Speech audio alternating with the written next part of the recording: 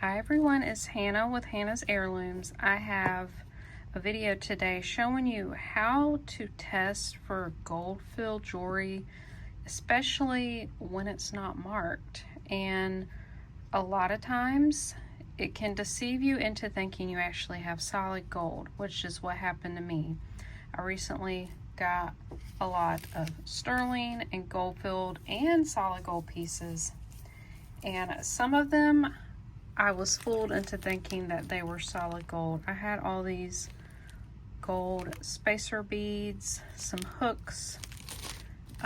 Here's some more earring hooks, and they were not marked. Some earring posts. Actually, some of these are marked, so I'll show you what some of the marks will look like. So here's an earring post. Let's see if we can get in there.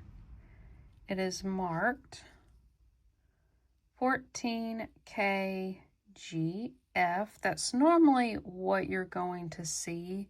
Now, you may see something like 12K or 14K or even 18K GF, and then it'll say 1/20. Actually, it'll say that before the GF, the gold filled. That's just telling you what parts are gold, so what percentage of that piece is gold. So 1/20 comes to about 5% of the weight of the piece is going to be whatever carat.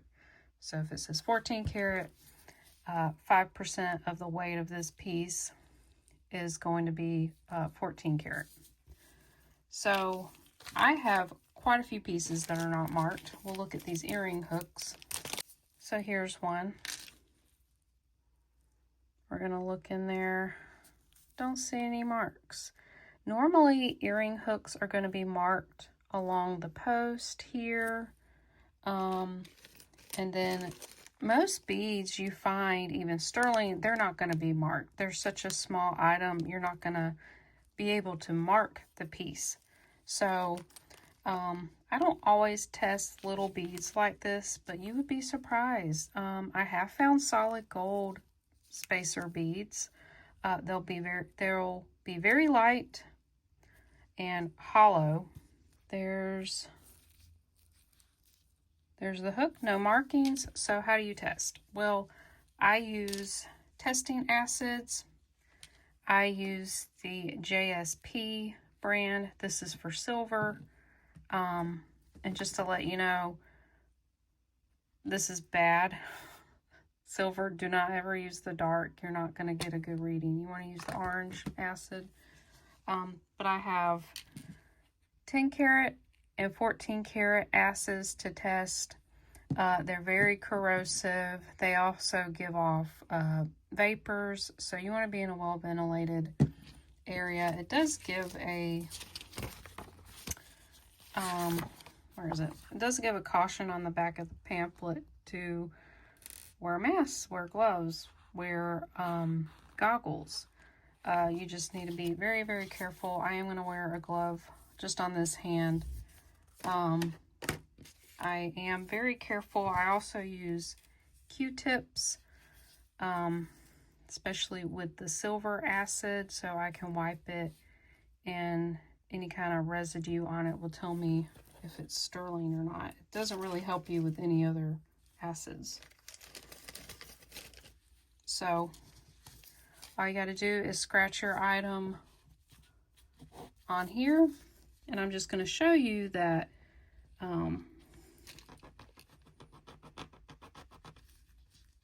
you cannot go by just testing acids to see if your piece is gold or gold filled. So there, I've scratched the end of it there. Actually, I'm going to make two.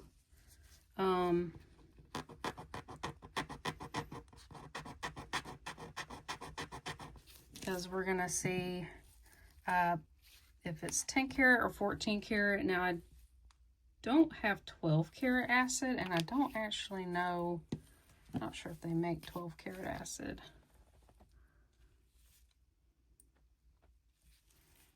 So the 14 dissolved right away. But if you can see there, there's gold flakes in the 10 karat. Let's try something else. Let's try this one. See, that one's not marked. Or was it marked on the post? Sometimes they're marked on the post. I'm going to scratch the little jump ring there and see, because that wasn't a really good gold test. Sometimes it's really deceiving when you scratch. It'll be like it will not dissolve at all and you think you have solid gold. And according to this test, if it's partially dissolved, it is whatever this carat is or less.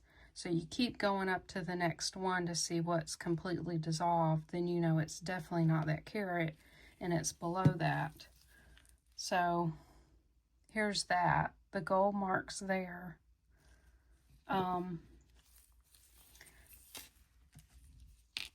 A little bit did dissolve, so again, that could be a little deceiving to you. You think, oh, well, then it's probably, 14 or less. Well, you want to get a loupe. This is how you really tell. You want to look at a piece where either it's been cut or worn down. So a gold filled is a very thick plating. It's thicker than gold plating. I believe it's like 10 times thicker than gold plating. So you really need to look carefully at this. If you see a base metal, so typically it's brass. I think sometimes they use copper as a base metal for the thick gold filled, and you will see a border there. So I like to look at the end of these wires to see, do you see that dark in the middle? That's the base metal.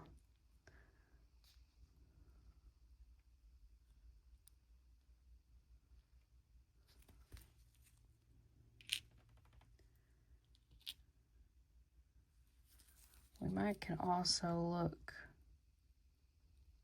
here as well. Yeah, you can see where the gold is worn away. And there's the base metal on the end of it. So I also want to show you these gold beads, or gold filled beads. You want to look at the edge, the bead hole. So here's a gold filled bead.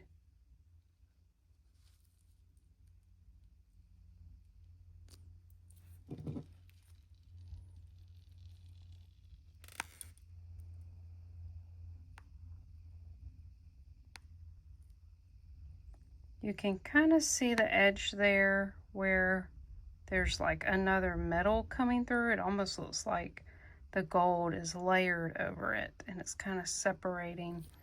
That's what you want to look for. Let me get a different bead to look at. So here's like a little rondelle bead. If I can get it from moving. So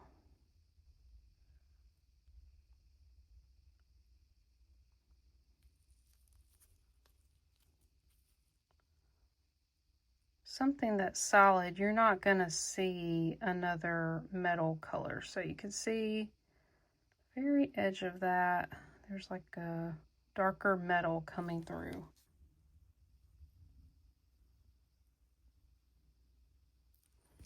So get you a good magnifier so you can really get in there and look.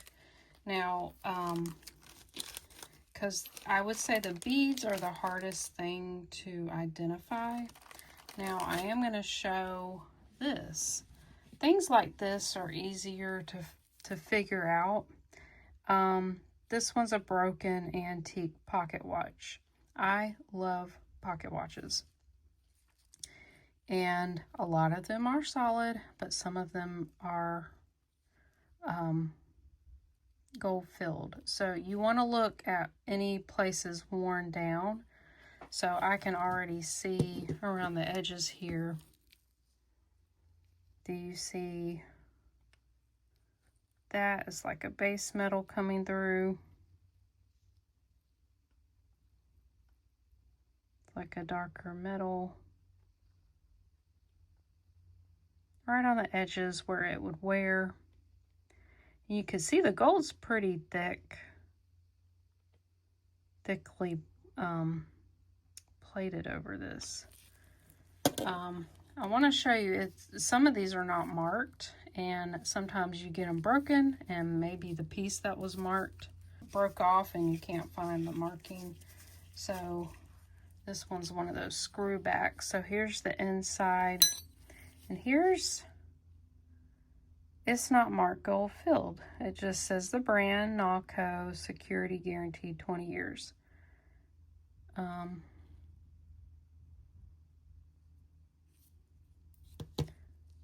So I see where someone scratched this. I don't know if they were trying to test this. You can see that base metal under there. It's like a, you know, a darker color. And then looking at the edges,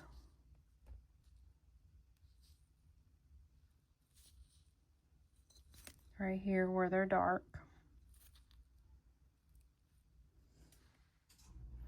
So that is a sign your piece is gold filled for sure. And then scratching it can kind of give you a guess as to the carat content of the gold. So don't just go on acid testing. Definitely look to see if you can find a base metal underneath it.